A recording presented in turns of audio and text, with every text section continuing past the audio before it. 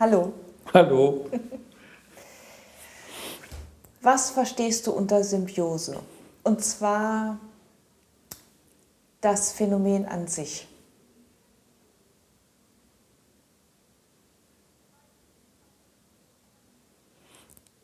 Unter Symbiose verstehe ich Zusammenleben.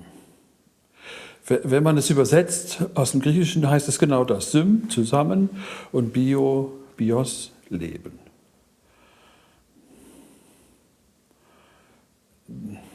Du und ich leben zusammen, aber nicht durchgehend symbiotisch. Symbiose heißt für mich, ich lebe mit jemandem oder mit etwas, einer Situation, einem Gefühl, sogar einem Gegenstand oder einem Eindruck zusammen. Also etwas oder jemand, der nicht ich selber bin. Und ich habe davon nicht den geringsten Schimmer. Ich habe keine Ahnung. Ich weiß es nicht. Das elementarste Beispiel aus dem menschlichen Leben ist die Zeit, die wir alle im Mutterleib haben. Wir sind in dem Leib der Mutter und alles, was dieser Leib tut oder nicht tut, hat eine Konsequenz und daher auch eine Bedeutung für uns als Kind da drin. Und zwar immer in zwei Richtungen. Bedroht es uns, also müssen wir raus, oder bedroht es uns nicht, dürfen wir drin bleiben. So, und ich habe den Eindruck, dass ganz beiläufig dabei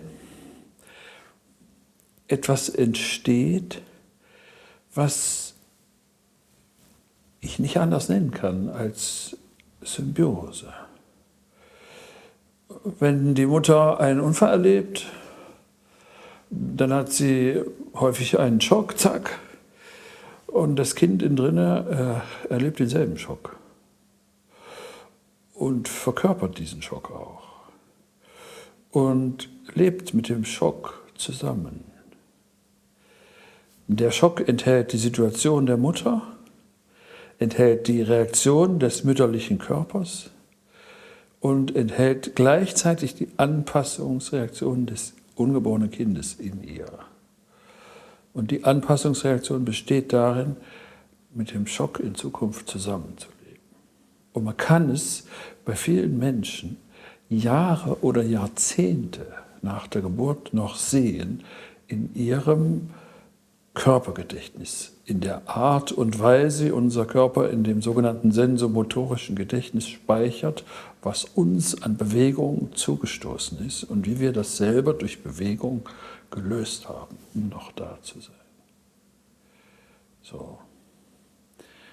Im Alltag, in der Alltagssprache ist Symbiose eher ein Ausdruck, ein umgangssprachlicher Ausdruck für, die hocken sich so auf der Pelle, dass sie gar nicht mehr irgendeine Distanz zueinander finden. Ja? Das gibt es zwischen Freundinnen und Freunden, das gibt es zwischen Ehepartnern, Liebespaaren, Eltern und Kindern, Geschwistern. Es gibt sogar im Arbeitszusammenhang unter Kolleginnen oder Kollegen.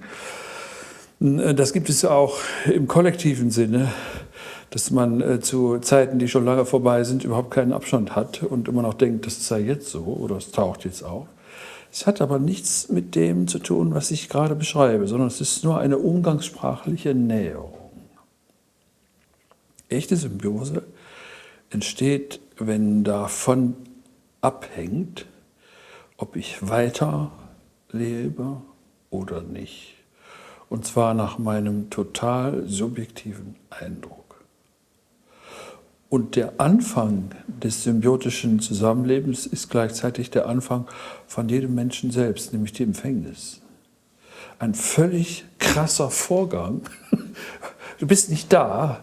Der Leib der Frau lässt in irgendeiner Form den Mann zu sich, meistens durch Sex, manchmal auch durch die Möglichkeiten der modernen Reproduktionsmedizin. Und dann empfängt die dazu gedachte Körperzelle der Mutter die dazu gedachte Körperzelle des Vaters.